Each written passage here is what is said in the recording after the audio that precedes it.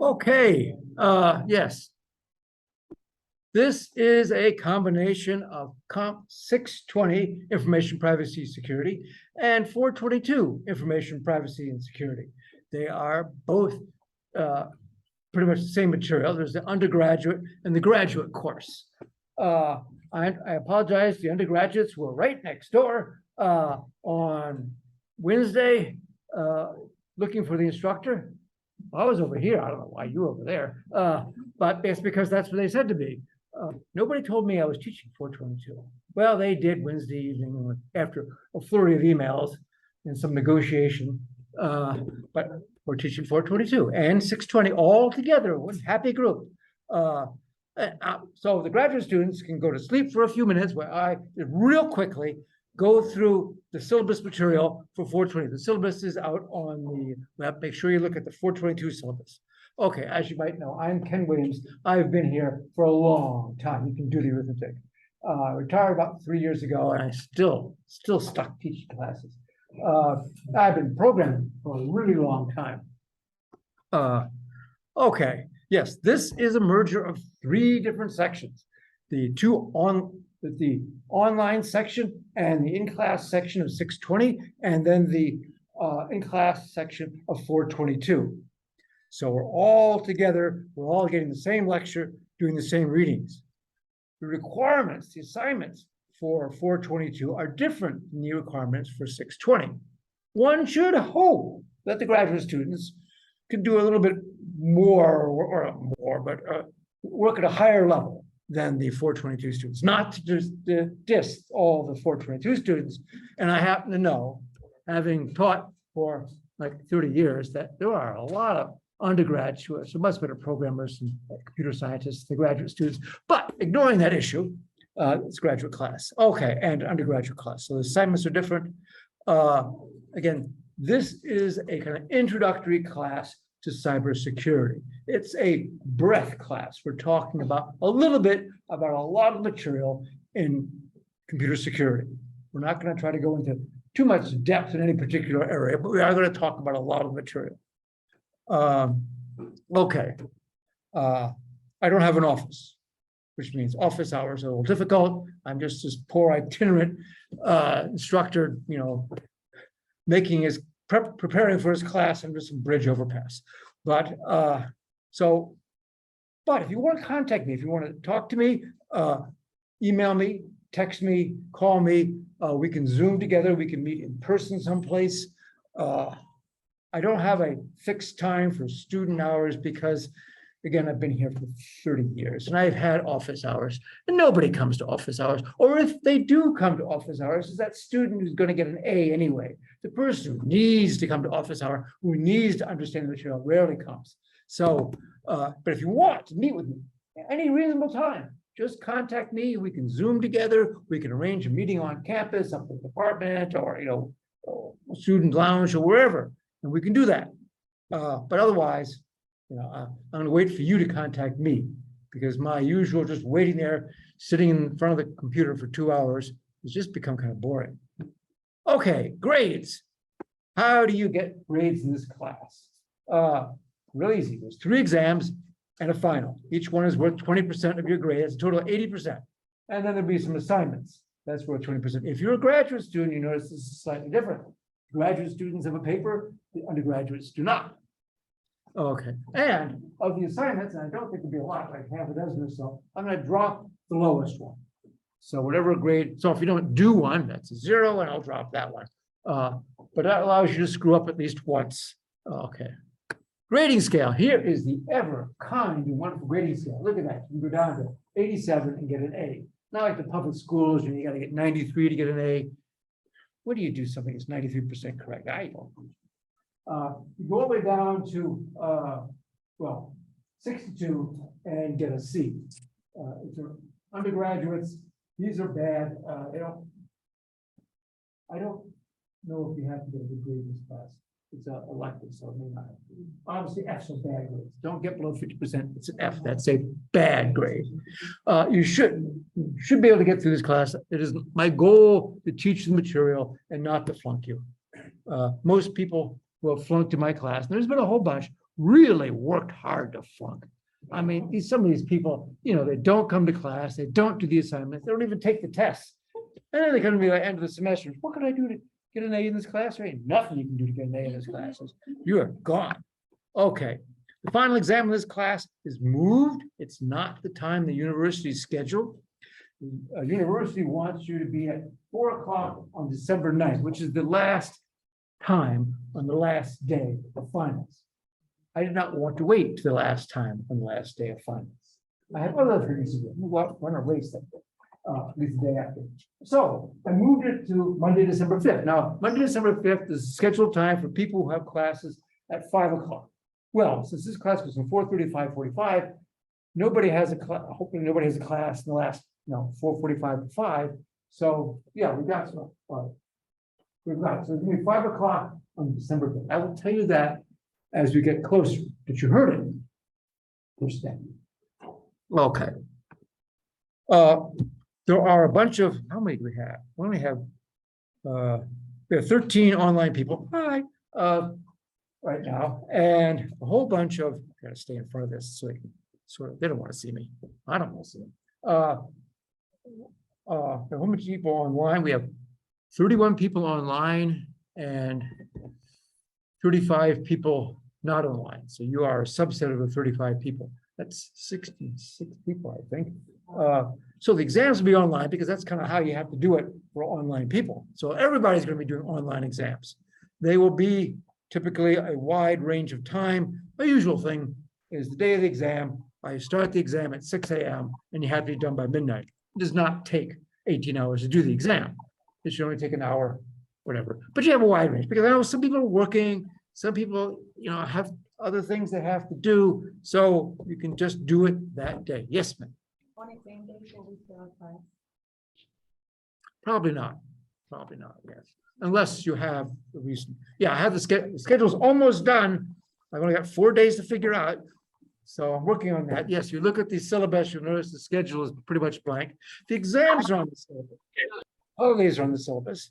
Today is on the syllabus. After that, it's really kind of weak. I'm working on it. In order to do the syllabus schedule, you have to know exactly what you're going to teach the entire semester. I'm still working on that. Okay, so online exams. Some exams will be active. Most of my exams require you to do something. I don't like exams that ask you to tell me what I told you. We're beyond that. Come on, either seniors, a couple of juniors, seniors, graduate students. Yeah, so that's not good learning. We want you to do something that we have talked about. So you can display that you can use the information that you've learned. Yeah, one of my favorites is I have a website, and you have to do something on the website. You have to do some sort of attack to the website. And if you do it, you get credit. If you don't do it, well, you don't. Okay, now, because everything's online, you can obviously it's open book, open notes. The thing that is bad is communicating with somebody else. So if you pick up your phone and you say, Mary, what did you get for question 3? That's wrong. That's cheating. But if you call up Mary and ask, where did you look on the notes to get the information for question 3? That's okay. Just don't get the answer from somebody else. That's cheating. Okay. Everybody good on that? No, you're not going to cheat, right? Website, of course, we use Blackboard. Everybody has to use Blackboard. Changing colors is becoming more real. If you were the last time a different color. Yes, the university has told me they will let me have my website. It will not be my Raspberry Pi. It's going to be on their server. They don't trust my Raspberry Pi. So, but that's okay. I don't trust them. There's my email. I'm just Williams, just Williams. It's not Williams, K.A. Williams, Williams K. I was here first. I have Williams. Textbook. And anybody got the book from the bookstore recently? Well, Not recently. Okay, recently you got the book from the bookstore. because everybody tells me that's kind of what it looks like. There's two editions. Either edition works. We have the first edition, which is brownish. Both have butterflies. The second edition has the red butterfly. Yes, they both work. And you look at the preface and see what did he do to edition 2. Well, I think he just wanted to get himself some more money. To write a new edition to the book, and everybody has to buy the new one. Nobody sells the new one, so you get more money that way. But there's not a lot of changes. If there are things, we'll let you know. And since almost nobody has the book, I've put a PDF of the second edition on Blackboard. Now that might be against copyright laws, but everybody at A&T gets a copy of the textbook from the bookstore for free, paid by the university, by COVID funds. And so with the logic that everybody's going to get a textbook, a paid copy of the textbook, you all paid for the book, well, there's no reason you shouldn't be able to see it in a different media. So it's all out there, so you can read it. Okay. Yes. Let's see. Now that you're all squished in this room, in the future, everybody in any section, COMP620, COMP620 section 1, COMP620 1A, can either participate online or in class. Now, change your registration. University will get upset. But yes, you can be here, you can be online. That's fine with me. If you want to participate online, do it. If you want to be in class, that's fine. Somebody saying something online? Nope, well, good, okay. Mute yourself. Let's see. So there's also, I will record everything. Thank you for my recording reminders. I'm recording everything and it will be available on YouTube. There'll be a link on Blackboard to YouTube and you can watch it anytime you want to. Now, I might remind students who are new to online courses, just because you can watch it anytime you want to, means you still have to watch it. Some people think, oh, I can watch it anytime. I will wait until sometime around November and take a look at them. Bad idea. Yes, you really need to keep up with the stuff. I suggest you watch online if you can, from 4:30 to 5:45. If you can't do that, watch the recording. I might note also that the week before Thanksgiving, November 14th and November 16th, those classes will only be online, as will next Monday. Get that in a minute. Same day? Is that the week before Thanksgiving? What you had on the syllabus, November 16th. Great. It makes it really easy, doesn't it? Then I can give you an example. I don't have to be here to talk. I'm going to be in Hilton Head Island. That's my plan. I can talk to you from the beach. But yeah, I'm planning it from, yes, November 16th exam on that day. Yes. So you can do the exam. You don't need to come and see me. Answering your earlier questions, no. In exams, there's no lecture. I'm off. So yes, that's the plan. Any questions about the syllabus? The graduate students can now wake up. Yeah, hang. Oh, whoa, hello there. Okay, we will go back to there and wrong. I'll close this one. Go back to. Okay, and let's see if we can do this. And that did not work. And you want to share that screen. If somebody is saying something online, I cannot hear you. Okay. All right. So, oh, that doesn't look good. Online, are you seeing the screen that says security definition and nothing else? Yes. Thank you. Thank you very much. Sometimes it's hard to tell what you're seeing. Okay. So we're back online. We're going to talk about security definitions. So a couple announcements. Yes. Tuesday, tomorrow, August 23rd is the last day to drop a class or last day to add a class, last day to change sections. So if you're in a course, you don't want to be there, if I'm frightening you, you can run away today, or tomorrow. But after that, you're in the class. If you drop it, it'll appear on your transcript as having dropped the class. It also counts towards the number of dropped classes you can do at A&T. I believe undergraduates can only drop 5 classes, is it? 16 credits. So yes, well, that would be, well, yeah, 5 in a third class, 5 in a fifth, okay.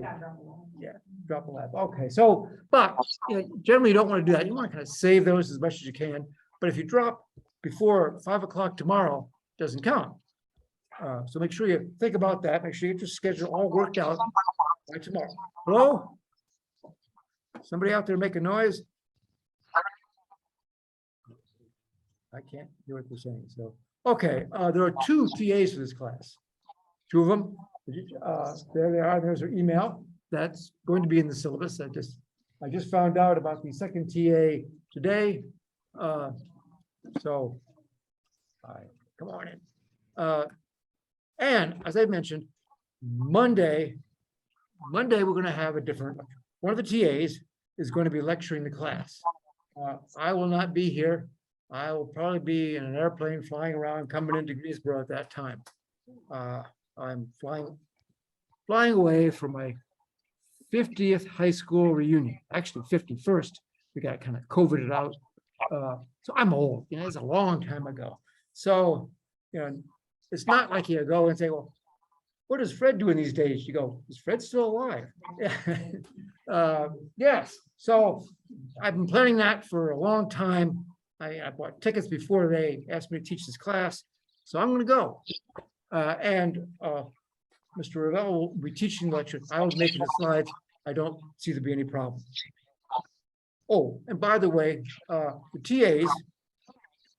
TAs will help grade assignments, occasionally teach material.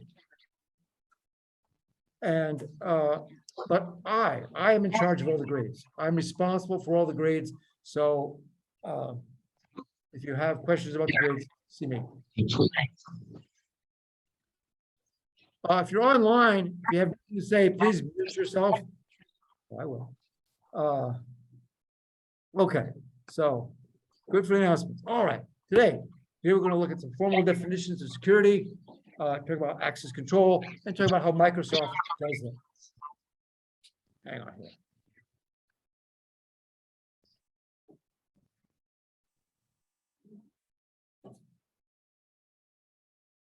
Okay, back. Sorry, they've been muted. Okay, so security. I made up this definition myself. Secure system is who does what you want and doesn't do what you don't want. I think that's pretty fair. I think you can say that would be a secure system. I also, after I wrote that, I thought you can kind of also use the word correctness. A correct system is one that does what you want and doesn't do what you don't want. We always want programs that are correct, and you want them to be secure. And I think that's a pretty fair definition. On the other hand, it doesn't make it real easy to define whether statements are or are not secure. And so we're going to go a little bit more detail. A little set theory I took from the chapter 2 of the textbook, and a little bit of chapter 3. And we also touched on chapter 4. Okay, formal definitions. We've got a bunch of states and programs execute by going from state to state. You can think of a state as a line of the program. You keep executing line by line, jumping from state to state or line by line of the program, and it executes. P is all the possible program states that you could have in the whole system for all the programs. R is the states for your program, what your program can do. And Q is all the states that are secure, all the states that are authorized, all the states that we want it to be in. And since P is the all possible states, then both Q and R are subsets of P. Good enough for that? Right, go with the set. Okay, so pictures. A secure system is when all the states that your program can be in is a subset of all the secure states. So right there, all the states that are being all the states that you can get into is a subset of Q. So your program is always going to do secure things, always do authorized things. It won't do unauthorized things. Now that's secure. Precise, textbook says the system is precisely secure if R and Q are exactly the same. All the authorized states are all the states that you can get into. So they're the same thing. But broad is where there exist states your program can get into, which are not secure states. In other words, here the green stuff on the right is states your program could get into, but those aren't secure states. That doesn't mean your program is always in those. It could be in the middle there where it's working happily along and it's in there, but it could go to a part of the green, which is insecure. Okay. All right. We define the system as having a bunch of subjects and a bunch of objects. Subjects are users, like people, or programs or processes. There are things out there running in the background. I mean, if we look in this computer, there's usually about 50 programs running in the background. Those are all processes, and there's you as a human or a process, so or subjects. All those are subjects. And then objects are things that the programs and the users might access. A file, a device, your camera on your phone, your audio, contacts, that sort of stuff. And also, in the list of objects, we also put all the subjects. So users and programs are objects as well as subjects. Okay, so secure system is when it starts in an authorized state and cannot enter a non-authorized state. So back to that picture, you can see there, well, you can't see that. Well, let's see if I can do it. But yes, there in the middle of the set R, that's all the states you can get into, and that are all authorized. So as the program executes, moving from line to line in the program, it stays in R, and all the states in R are authorized. There are no states in R that are unauthorized, so it's secure.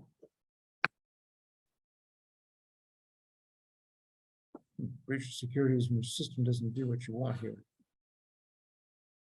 Okay.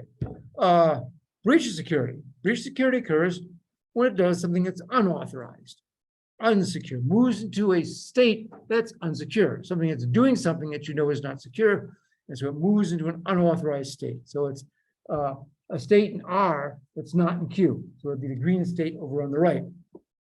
And again, it moves into the state 620, 422. Come on in. Okay. So now, a question that all the security systems would like to know: can we prove that a system is secure? Can we prove that the system will not creep into an unsecure state? Can we develop an algorithm that will inspect a computer system and determine if it never gets outside of Q? Well, the answer to that is no. The problem is undecidable. Now, undecidable doesn't mean, oh, chocolate or vanilla, I can't make up my mind. Undecidable means you cannot write a program that does that. That can't be done.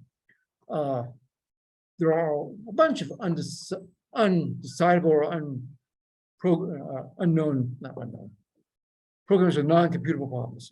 The halting problem is the most common one. 422, 620 is the place. Yes. So hopefully you've heard of the halting problem. Anybody not hear the halting problem? Nobody wants to admit they've never heard of the halting problem. Oh, well, okay, good. Okay. Then it's worth explaining. I don't want to talk about the halting problem. I'll talk about some others. But these are problems for which you can't find a solution to the general problem. Now, there will be many instances. The halting problem basically says, given a program and all its data, is the program going to come to an end? Or is it going to get caught in an infinite loop? It would be nice to have compilers say, oh, your program is going to get caught in an infinite loop. And in many cases, you can. If you do while true and everything else, nothing jumps out of it, it's going to get caught in an infinite loop. But in a general case, for any program, for any data, no, you can't write a program that does that. And there are several other non-computable problems. I'm going to get sidetracked for just a minute to talk about non-computable because it's one of my areas of interest. Actually, yes, computer theory can be interesting if you look at the right areas of it. I know probably most of you don't believe that, but here, let me explain. One of the problems that's non-computable, which you can find no solution, is known as the post-correspondence problem. It's really simple. Imagine you have these dominoes, the squares or rectangles with a number on the top and a number on the bottom, or in this case, just binary digits. Make it easy, we're just using binary digits, zeros and ones. And the challenge is, can you put together a string of these dominoes, one after another, side by side, so that the string of binary bits on the top matches the string of the binary bits on the bottom. Well, you look at these dominoes, we only have 3 of them. Well, it's going to have to start with the leftmost yellow domino because both the top and the bottom are 1. The green starts with a 0 and the bottom is 1. So it can't start because right away it'd be wrong. The bottom starts with, and the other one, the blue, starts with 1. So it has to be yellow. Well, this is a decision question. Can you or can you not make a set of dominoes together such that it top and bottom? Well, the answer to this is yes. With these dominoes, yes, you can. You can do it with 7 dominoes. It takes a while to figure it out, but we knew that the left one had to be the yellow, and it doesn't take long to figure out. The second one has to be blue. After that, could be yellow, could be green. It takes a little while to figure it out, but there, those 7 work. So, hey, the answer to that question is yes. Somebody figured it out. Not too hard, not undecided. But here, this is a little bit different. The only difference between these dominoes, look at the right one has a 0 in the bottom. Here, there's 2 zeros in the bottom. You make it just a little bit different. And now there is a solution, but it takes 75 dominoes to come to it. That's, if you want to do a brute force search for that, it takes a very long time because most of the computable problems, it's very difficult to even enumerate all the possible solutions. If you can enumerate all the possible solutions, then you can just try them all and do them. It's hard to do this. If you're into infinities, it's uncountably infinite. Everything's infinite, but there's different flavors of infinite. You have countably infinite and uncountably infinite. Countably is you can map it to the numbers. It's the whole numbers like 1, 2, 3, 4, 5. The floating point numbers are uncountably infinite because you can have 1 point. What the numbers between 0 and 1 is an infinite number. You can have 0.9, 0.99, 0.995, 0.996. There's just an infinite number of them, even between 0 and 1. And then there's the same infinite number between 1 and 2. It's uncountably infinite, whereas the whole numbers are easily countably infinite. Most of these are uncountably infinite. By the way, these slides on post-correspondence problem and the other non-computable problems will not be on the test. So you can just sleep for a minute or 2. Now why they are difficult problems to solve. Not mentioned you can't do it, but people have proved you can't do it. And you think about it, take 75 dominoes to do that. If you tried 74 dominoes, how do you know whether you can or can't? You go, okay, you can't do it with 74, but can it be done with 75? It's just one more domino to try, because you never know if you're going down this path, is that a wrong direction? Can you? So it turns out there are even some problems with just 3 dominoes with 3 or less binary digits on the top, that nobody knows whether there is or isn't a solution. Nobody knows if you can time. So it's hard. Another one of my favorites is Wang Tiles. I had a couple graduate students working on Wang Tiles. Imagine you have these little squares with colors on the edge. And the question is, can you, without turning them around and rotating the tiles, can you tile an infinite plane? Such that whenever you put 2 tiles together, they match the same colors, the colors of both tiles. Here's an example. Yeah, this uses the same 4 tiles we have there. Here's the solution. If you look, you can see on the, it's hard to see, but the left, there's a 2x4 square. That would be right here. That right and left colors are all the same. Therefore, you can just use that group and infinitely tile the plane. It can be done. There are some sets of tiles, interestingly, do an aperiodic tiling of the plane. That is, they tile the plane, but they don't ever repeat. Here's a copy of that. Guys figured this out. Think extra hard for this, but yeah. Anyway, so what I'm trying to say is there are problems out there for which there are no solutions, and figuring out whether your system is secure for every case. You cannot write an algorithm that will look at your program and say yes, secure, or no, it's not. Although sometimes you can. All right, axis control matrix. Axis control matrix is basically a rectangular matrix that has the subjects along the side, or on the, so each subject represents a row, and each object represents a column. And so this one says that Alice can read and execute the file prog.exe. Bob can read the file xyz.txt. He can't write it, but he can read it. Now you notice that Alice and Bob, our two subjects, are also objects. As I mentioned, these objects include the subjects. And they can be processes or programs. Yeah, so there we have a access matrix. And so security determinant, you can use that matrix to determine, can that subject take this action on that object? And some of the actions you might take, like a file, would be read or write or delete it. There are all sorts of objects. You have cameras, can you look at it? It wouldn't make much sense to delete it or write it, but you can, other objects and devices, you can imagine what the things you might do with it. If you have a process, like one user or one program or another program, you might be able to send a program to another program. If you can read, if this program can read from that user, you might be able to receive messages. Or if you can write, you might be able to send messages. And then there's also execute. I think we had execute there. Yes. Bob can execute prog.exe. One program might be able to execute another program if there's a process. One program could start another program. In many languages, there is a function you can call or a method you can say, execute that program. Permissions. There's another permission usually called own. Do you own this object?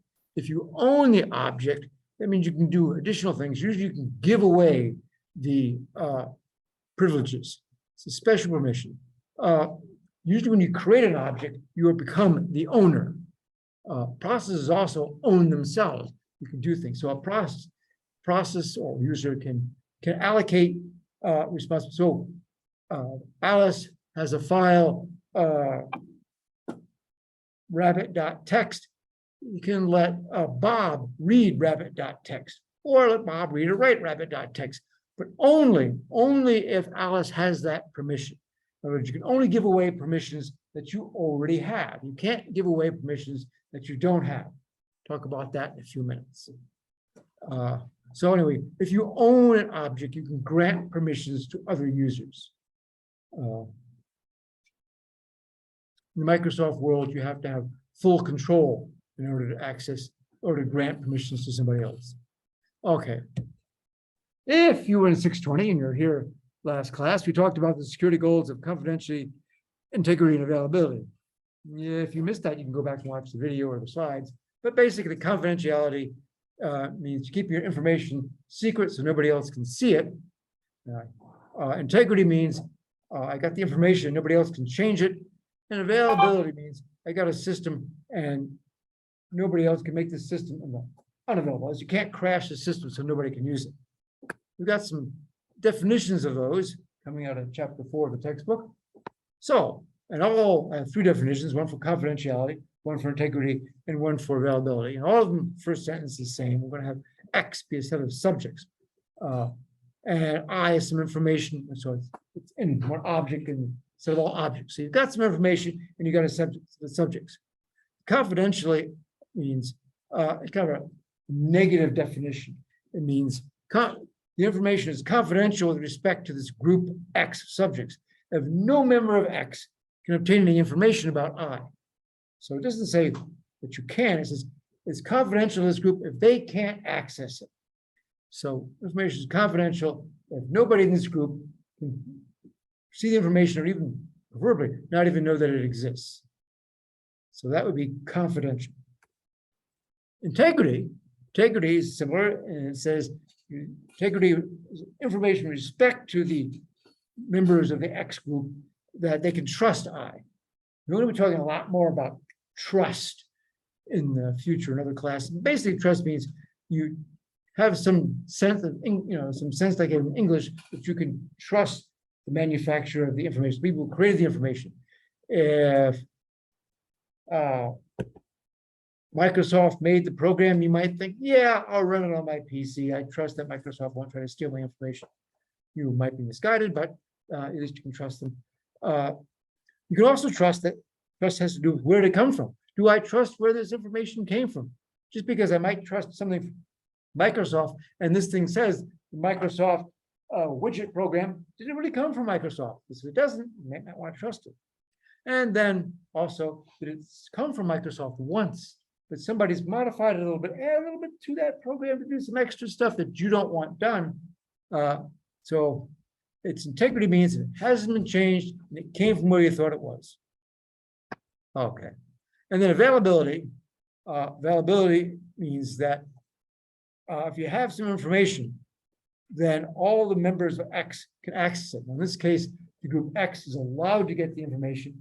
In the confidentiality, the group X could not get the information. I didn't, probably should have rewritten these definitions. I just copied it from the textbook. Kind of copied it. If you read the textbook, they're sort of similar. But yes, they define availabilities. Everybody at X can get to all the information. So if somebody makes it unavailable, crashes the system, then it's unavailable. Also, and sometimes time is important. If you can get to the information, but you can't get it quick enough, it pretty much becomes unavailable. The hospital needs to access the system because they want to know information about this guy, like what kind of blood does he have or something, and his blood is spilling all over the floor. You might want that answer quick. Unavailable means if you can't get it in half an hour, then just dig a hole. There's no hope for this hole. So you need to move quickly. Both Microsoft and Unix provide all sorts of access control, as you might guess. Let me go over both Microsoft and Unix. Let me start with Unix because it's simpler. Unix provides access to 3 different types of users. First is the owner. That's the person who created the file. We talked about the idea of owner. You can change the owner. There is a change owner command that only the owner can execute, by the way. And once you execute it, you cannot change the owner again because you're no longer the owner. So the owner has rights. Groups. Now you can make people be groups. You might have a COMP620 group, and I could give access to the COMP620 group so people in the 422 group could see it or do things with it, but nobody else can. And the world is just everyone. If you give access to the world, then everybody can do that. And there's 3 types of access you can allow. Read means you can read the file or the device. Unix also makes devices look like objects, so you can read from this device. Write means, of course, you can change it, write to it. And execute means you can execute the program. So here's an example. I just did an ls-l on a Unix command I had, obviously on my Raspberry Pi, and I got a bunch of files. And so the first 3 letters there, here, I get this to work. Oh, there it is. Yes, there we go. Oh, yes, the first 3 letters here are the user, it's in blue if you see, are the group, and the next 3 letters are word. So here, the user has read-write capabilities, the group has read capabilities, and the world has read capabilities. Groups are actually not used that much. So really, most of the time in Unix, it's the owner, use the owner, I should probably say owner, not user, the owner and world. And most of these, the owner can do read and write, and everybody else can just do read. Here's one where on dot out, or here, how about a dot out? Everybody knows the old a dot out program that you compiled it. Compiler generates a dot out. The owner can read, write, and execute it. The world can only read and execute it. They can't write to it, which, by the way, includes deleting it. Deleting it is a write operation. You can write to it. Now, down here, the last one has a D in the beginning. Because example is a directory. Directories start with a D. Read the directory means you can list the write the directory means you can change it, and execute means you can change to that directory. I have a question on this. Oh, So, question, yes. why is there RWXR? I don't understand what the second R is for, where it says RWR, like at the, right there. Right here, this RWXR. Okay, for this file, ADC test4.out, the first 3 letters represent what the owner, the user, can do. The user can read, write, and execute. The next 3 letters represent The group, what can the group connect to this file? The group can read and execute it, but they cannot write. There's a dash there, no writes. And the world can read and execute, but they have no W, they cannot write to that file. So the user, the owner can rewrite and execute to it, but everybody else can read it or execute it. They cannot write it, they can't change it, they can't delete it. Does that help? Does that answer your question? Yes, it does. Thank you. Okay, good. Yo, question. R-X is read, not execute, is that correct? Excuse me? R-X. Yes, R dash read and execute, but the dash just is a space holder. It'd be RWX. If there's not a RW or X there, they put a dash, so everything lines up. Okay, yeah, I didn't make this, so I just tell you how it works. Yes, and then there's other information. You got the size, last day, name of the file. Okay. Oh, you'll notice on here, this is a compile.sh. It's a shell. It's a make file, sort of. Yes, it's a make file. It got really complicated on this thing. Yeah, I'm not going to type that in very often. So I wrote it in a script and I execute the script. So you can execute that. Yes, read and execute. I don't want anybody, I'm the only user on the system. I don't want anybody else to it. Now, you're not always the only user. As we'll talk later on. Yes, you might think in your PC, your desktop. Well, you're the only user. Look, there's nobody else there. Well, yes, there are other processes running. There are many other processes, and they're doing all sorts of things, some of which you don't really want them to be doing, and we'll talk about that too. But you might protect yourself against them. Sometimes you can let other. For years, my desktop computer up in my office, back when I had an office, and I had a desktop computer, was also my web server. But the web application, the web server program ran under a different user than I. And I made it so that application couldn't see the files I didn't want it to see. In other words, I could see mine, couldn't see theirs. Okay. All right. Okay. You can change the permissions. And here we get to real computer science, because you got to think of octal numbers, which is really easy because it's just like base 10, but don't do 8s and 9s. But you can think of the numbers as being 3 bits, and binary numbers like 1 is 001, 5 is 101, 7 is 111. Okay, good. Go back and remember your binary numbers. But yes, change mod changes the access. So we have 9 bits. The owner, the group, which we don't usually use, and the world. Each one represents the 3 bits. So here we're doing a change mod 704 to my file. What that means is that 7 is read, write, execute, all 3 bits, RWX. 7 is a 111, so we're setting read, write, and execute. Group can't do anything, it's all 0.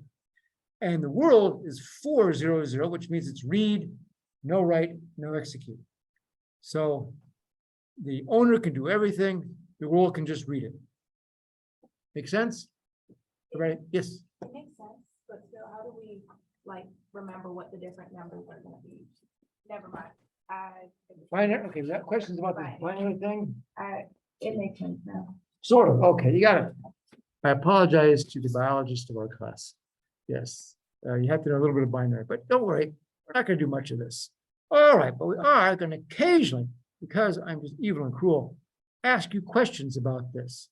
And so now, if you're online, we are going to launch, maybe launch the poll. Yeah, if you're in class, now how are you going to answer that? Well, we've got these crazy. So, make sure everyone gets one of those. Oh, can I have one too? Okay, hopefully there's enough. Okay, these things are going to help us answer questions in class. They have strange shapes. If you look at the top, around each edge, there's an A, B, C, D. So when we have, I hope the answer is not E, because there's only 4 possibilities here. But let's say you thought, the answer was D, where you hold this up like this. And then I pull out my phone and Lisa doesn't see me. It's like a QR code type of thing? It's kind of like a barcode, a Q code, yeah. But it's orientation important. So if you wanted to say the answer's, D, you hold it so the D is at the top. Now, everybody's card is separate. You might obviously know that I don't know what your card is because I wasn't handing them out. And then, so if you think it's D, you hold it up and I will run the flicker thing here. Is this going to work? Okay, so let's give it a shot. Okay, hold it because now don't hold it sideways like this. We have to hold it upright and whatever you think it is. Okay, so what do I think it is? Okay, so hold your card up right now, everybody, so I can see them. My little phone has to see them, and let's go and come on, allow, ask permission. Oh, this is cool. It's just letters are popping up all over.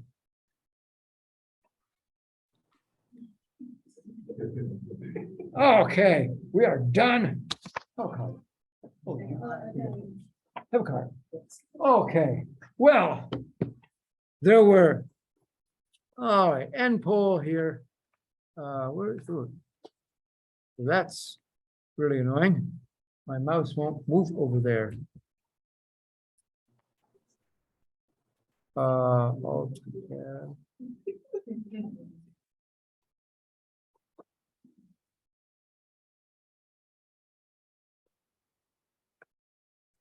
Oh, this is really weird. I can't get my mouse won't move out of the square. What do we do here? Okay.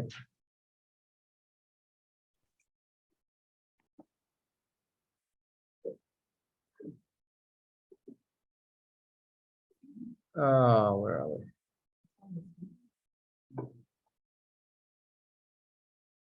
Any experts in Zoom know what you do in this case? I have no idea.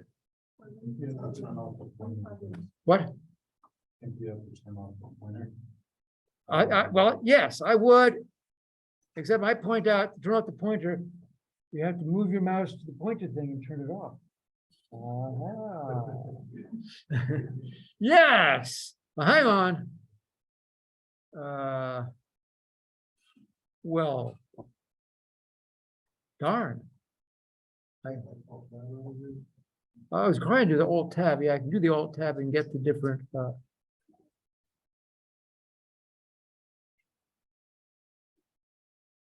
But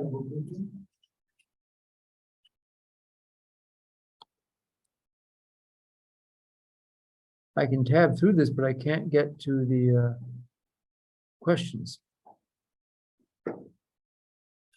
Well, excuse me? That's good thought. Whoa, well, that did something. That might not be bad. Now I don't have a mouse anywhere. Oh, there we go. Oh, hey, look at that. Thank you. That's a solution I had not considered. Yeah, neither can anybody else, but that's okay. Yes. 4 fingers change the desktop and 3 changes. Excuse me? 4 fingers lets you switch between desktop. 3 lets you switch between different. Oh, okay. Good point. Yes. Thank you. Okay. What you can't see, what I can see, and what the people online can't see. People online, you still there? Hopefully. Yeah. I got 4 people said read, 4 people said read and write. Nobody said execute. And 3 people said read, write, and execute. Here in our live studio audience, that's me. Whoa. We got 8 people said the first answer, whatever that first answer was. Oh, let's close this before it causes any more difficulty. Said read. Those of you out online, can you see the question? What access does everyone have? Yes. Yeah. Thank you. Okay. Well, the answer is A, which not everybody got. Let's go over why is it A. Okay. Question is what everyone have. Everyone is the world. That would be the last one. So the last one is 4, and in 4 it's read, write, execute. So 4 in binary is 1, 0, 0. 1 being you've got it, 0 means you don't have it. So for the world, that's read, no write, no executes. The answer is read. Got that figured out? I'll Can you try. explain one more time? Okay. Yes, okay. Going back to here, we have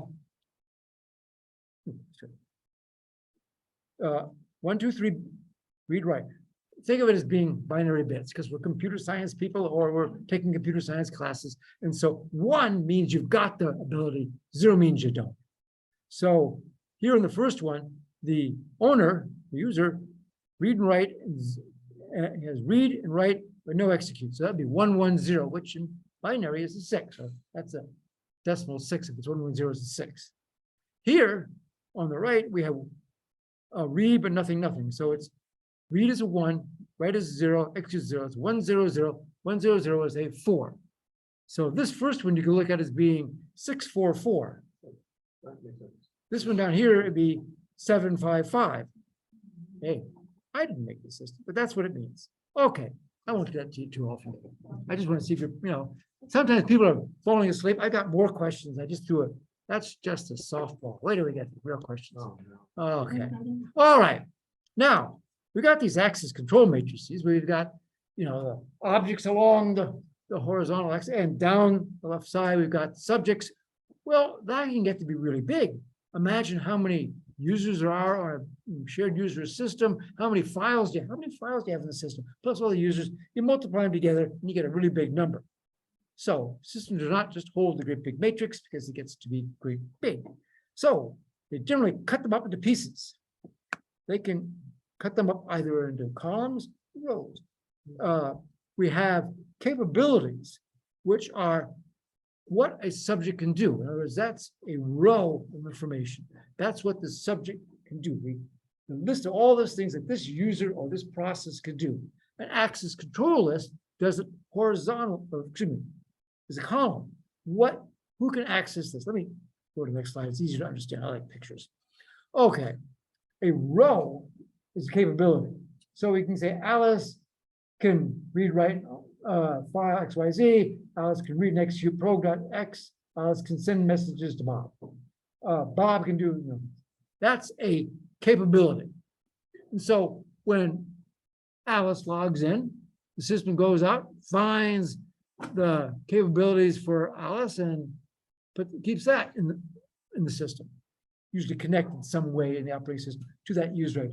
Most systems, there is some sort of data structure in the system that keeps information about that user, like what you're doing and what program, things like that. Now, the columns are access control lists. So here, for file XYZ, you can keep this information in the table of contents in the directory items of that file that say xyz.txt can be read and written by Alice, and they can only be read by Bob. Now, we can make this easier by forming groups. So you don't have to represent every single user. You can say the world can do this and the owner can do that. Think about it. It's sometimes easier to think about it in phones. I have an Android phone, which may or may not be a good idea, but you can provide individual access to that. So when you install an application, here I've got the Red Cross application. And so when I know that, I can tell it, it's allowed to know my location. It cannot use my camera. It cannot use my storage. All it can do is use location. So that's the permission that it has. So it freaking wants to know where I am, where I can give blood. And by the way, just get distracted. You ought to give blood if you can. People need it. Also, I might point out, everybody learned in school that there's type A and type B blood and type O, but there are some African Americans who type U blood. You want just you blood.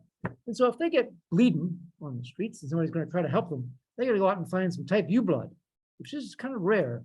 And so you might want to donate blood because you don't want somebody to die because you didn't. Just a suggestion. Okay, but sorry, you can see that. I saw that. What happened? Boy, the system's going crazy. Okay, there's all sorts of permissions on Android. It's a small print body sensors. You have a phones that can sense things. Yeah, that you might want to keep that private.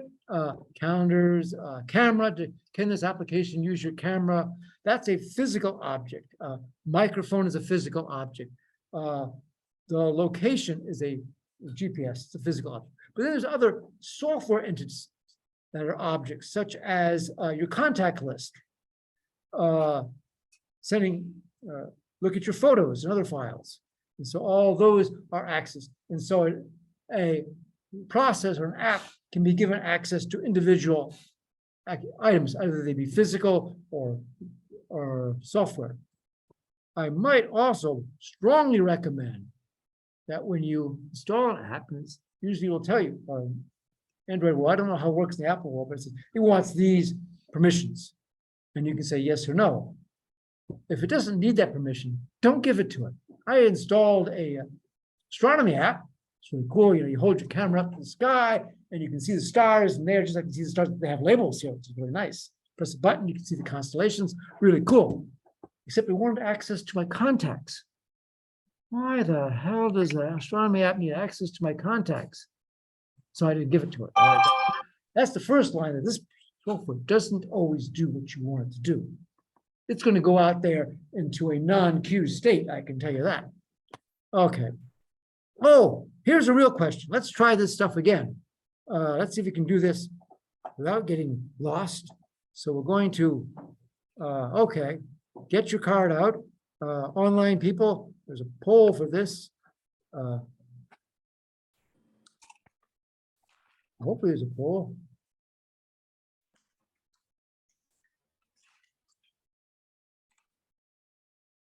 Where's the other, where are all the other questions you may ask?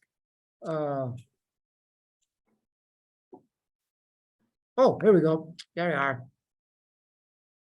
Okay, sorry. The people in the class have no problem. Now the online people, we've got a poll out there. So this is an easy one. All right. So think about it. Get your stuff up there and we'll try this again. Okay, figure it out. Hey, you can only be half wrong. All right. Oh, wait, sorry. Try again. Okay. Good, cool. Just, hey, got to be one or the other. Okay. All right. That's kind of neat. It pops up. We have got here in class. Okay, here in class we have 18 B's, 4 A's. We also had 1 C and 5 D's. Hold your card upright, folks. The folks online were a little bit more organized. The folks online had 5 A's and 8 B's. Okay, an access control list specifies who can access an object and how. It's the columns. Okay. So moving right along. Okay, so the answer is B. All right. Okay. Yes, because there. Yes. Again, access control list. What that object. Sorry, can't do that in online. What that who can access that object and how. Capability is the row. What can this person do? Most systems use the access control list. Okay. Attenuation of privilege is a concept we have, and that is important because we talked about owner giving out permissions to other users. A subject cannot increase its rights. In other words, you can't give yourself more rights to an object than you have when you started. In other words, nor can you grant rights you don't possess to another person. So if you only are allowed to read this file, even if you're the owner, you can't give the other person write permission. Because we'll talk a little bit later, there's read permission, or there's own permission, and there's also something called copy permission, which is similar to own, but allows you to also give it out. So if you have copy of grants, you can give other people the rights. So in the Windows, Unix world, you can give other people the rights to read this file or to write this file, but you can't give them rights you don't have. Because if you think about it, boy, that would, security would all be shot if just 2 of us were working together. I don't have write permission to this file, but I'll give it to you and you write what we need. We can make a real mess of the system. Okay. Now, well, we mentioned that objects include, objects and the subjects include people, users, and processes and programs. Sometimes you have programs are objects, and sometimes they're different. You might have a program that you're executing that's running with the user, and they have different rights. For example, imagine you download a program. Now, when you run it, you may not want it to be able to access everything that you as a user can access. You may not want it to access your contact list. You may not want it to write all over your disk. So even though you have the authority to access your contact list and to write your files, you might not want to grant that to this program. Now, the textbook states that we should give the rights that are the intersection, the rights that both the user and the program has, and those are the only things that it should have. Although I can give it some alternatives. Again, I give the example where if you download a program, you don't know much about it, you want to give it everything you can do. And then also there's the other, so you might have system utilities that you want to be able to access things, access a file, but not, I got some more examples in a minute here. Oops. Okay. You've got a file that has sensitive information, and you have a program, utility, that adds information to that does something with that. If you want a scheduling file or something, you want to be able to allow users to make a schedule request to that. But you don't want them to read it. You don't want them to just write willy-nilly all over it. So you want them to be able to run this program, have this program to have access to it, but otherwise you don't want the users to have access to it. So they can have access, so this program can have access to it, regardless of what the user has access. So you have to be able to merge them together. Or again, the other example is somebody going on vacation or something and giving a partner the ability to do what they can do for a limited time. And then when they come back, they want to pull away those rights, so they can't do those things. Now, Microsoft provides access to all these things, to files and then other objects like printers and what else you might have when you're running Microsoft Windows. I believe one of the good Hello, stuff. Chris, have you fixed your request for the roaches that you were sending about? Sorry, could you repeat the question, please? Okay, we will need you because I'm looking up right now. I don't see any requests as far as fix it. It's for your room. So if you could scan the barcode and then put in a ticket so that way it can be in the system. No problem. I'm not really sure what you're asking. I think they made a phone with somebody else, but they're not muted right now. I could, whoops, not that way. I can fix that. Hang on, please stand by. Who's out there who's not muted? Me, I'm not muted. Oh. I'm muted now. Wow. I have power. Okay, Microsoft Access Control. I believe actually Microsoft Windows Pro and not Microsoft Windows Home allows you to do this. Oh, in years gone past, all the Microsoft Windows let you do this, but then they realized that the home users didn't care or didn't do it or didn't understand it. And so they only put it into Microsoft Pro because they figured if somebody really wants to do this, then they'll have to buy Microsoft Pro, which by the way is about twice as expensive as Microsoft Home. So anyway, only Microsoft Pro can do the careful detailed access. Also, in addition to your single computer, Microsoft has something called Active Directory, which provides a single logon for a domain of users. You can have a bunch of people on a network and they can access, once they log in to the domain, and they can use all the resources. You might have a shared printer, they can print to the shared printer and other things that they might want to share. They can send messages and share files and stuff like that. If you are a member of the domain, you've logged into the domain, and of course, with all the regular security that we'll talk about, you can have access to those objects. I think this is all talk about Active Directory, which I don't really know a lot about. But you have all those units, you have domains, and so you can have groups. You can have groups in your domain.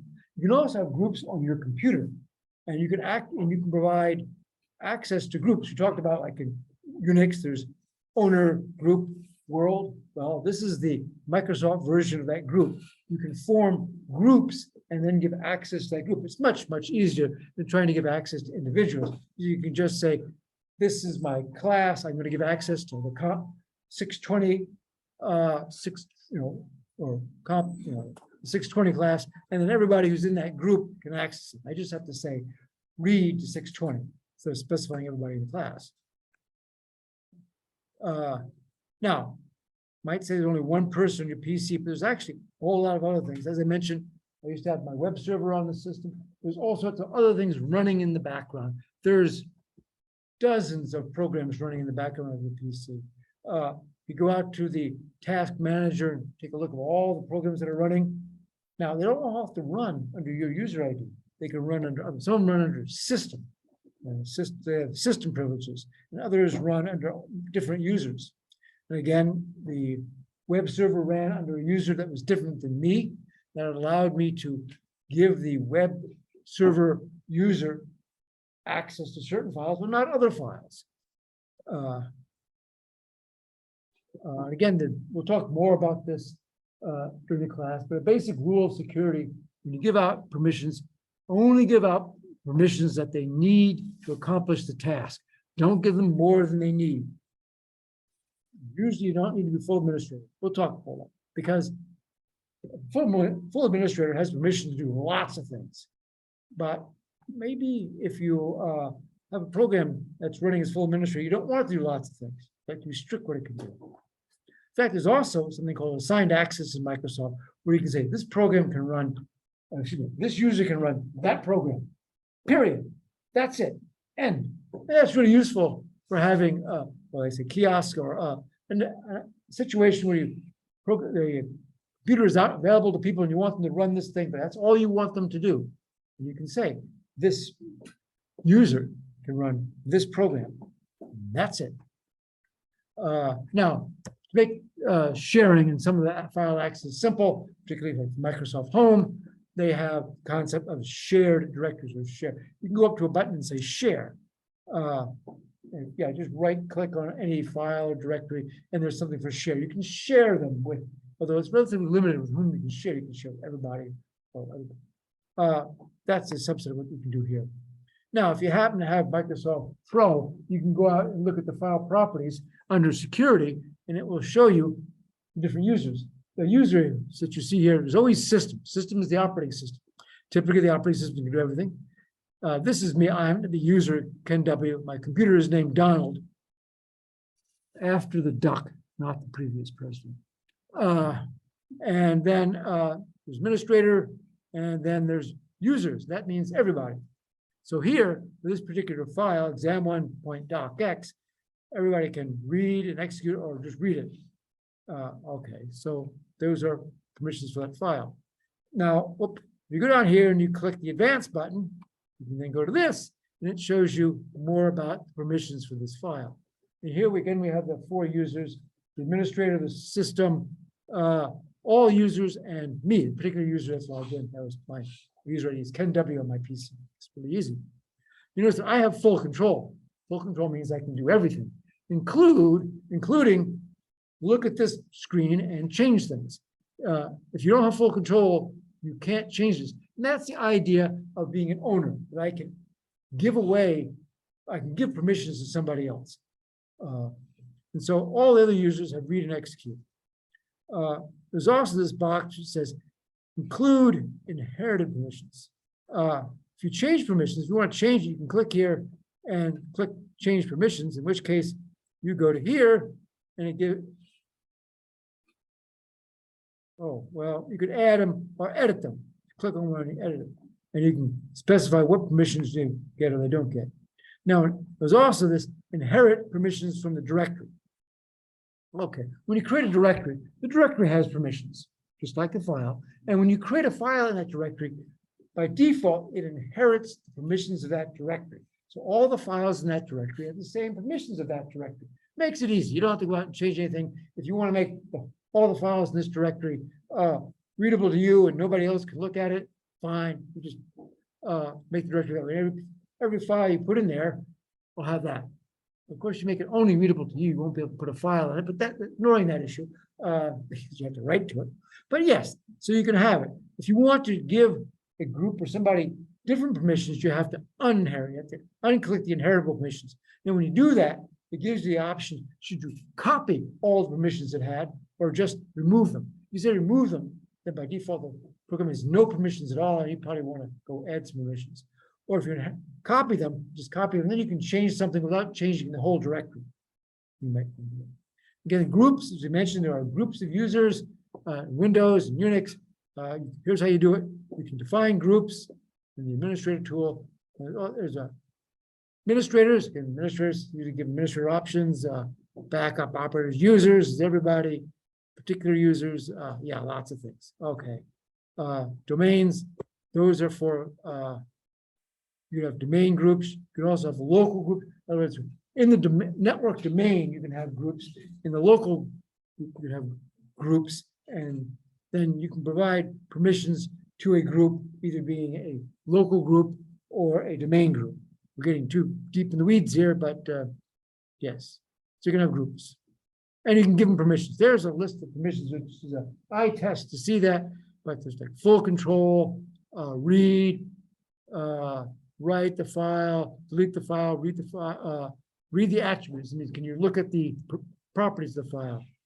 Traverse folder. You give a folder that permission, that means somebody can go to that folder. So if you're at doesn't say slash my documents slash widgets. If you don't have permission for my documents, you can't ever get to widgets. Traverse means I'm allowed to look at that and look at the other file. So you can, if you're, yes, so if you have a /A/B/C/D/E.text, well, you got to be able to look at all the previous directories. If one of those directories says, no, you can't traverse this directory, then you can't get there. Even if you could, even if you have permissions for E.text, if you don't have at least traverse all the directories to get there, you're not getting there.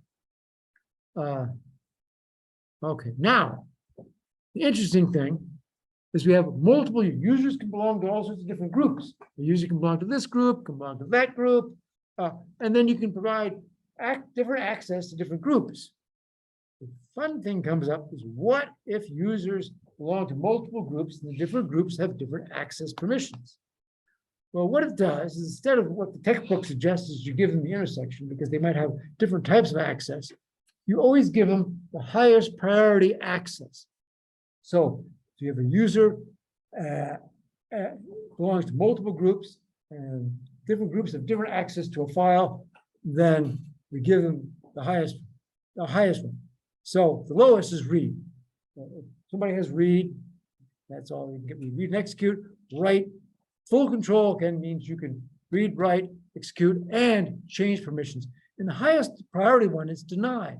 Deny means no, this group cannot access this file. They cannot read it, they can't write it, and that has the highest priority. So if a member belongs to two groups, a member belongs to one group that says they can read it, but belongs to another group that denies it, they cannot use it. Deny is the highest priority.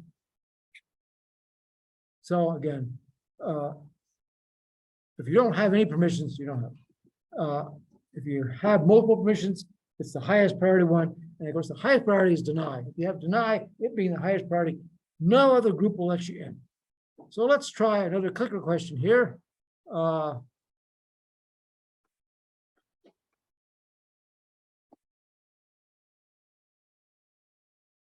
right.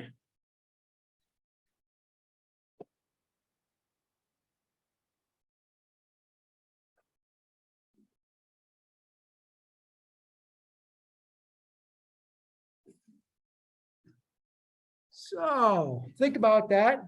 Our online people are answering right now. Our in-class people, okay, get read in a couple groups in advertising and HR. All right, ready? Got it up? Yes, correctly. Then let's see. Yep. Just flashing up letters and telling me what the card. Hey, come on, one way or the other, not sideways. Okay, let's see how people did. And nobody thought it was A. Okay, that's good because the answer isn't A. online. We're not getting a lot of action on. How you doing there? Oh, can you see the question online? We We have get, to 3 submit questions. all 3 of them. Yeah. Yeah. Okay. Can you see the screen? Yes. Yes. Okay, good. Well, all right. So what we have is a user has both the right permission with the advertising group and read and execute, so they can write. The answer is C, they can write. They don't have full control. There is no E in this one, is there? I gotta stop making E's. Okay, the answer is they have right permission because advertising gives them right. They always get the highest price. They get right. Good with that? Try another one? Sure, let's try another one. Actually, we don't have a choice. We're gonna try another one. Oh, okay, that's end poll over here.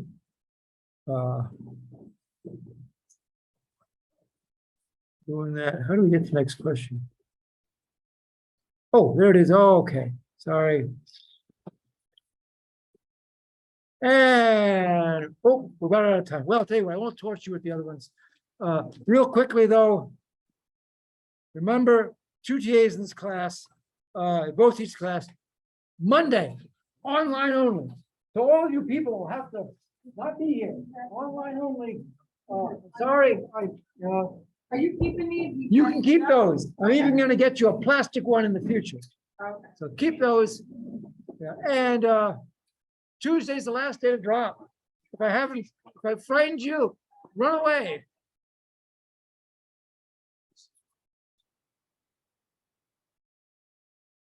Okay. All right. Yes. sir. Syllabus? Yeah, the syllabus on Blackboard on your syllabus. The Zoom link. Yes. Oh, it's on the syllabus. Yeah, maybe I should put an announcement out there. I emailed it to everybody once or twice. I'll do it again. Sorry if you. Oh, and don't forget to tell me to stop recording. Where is the?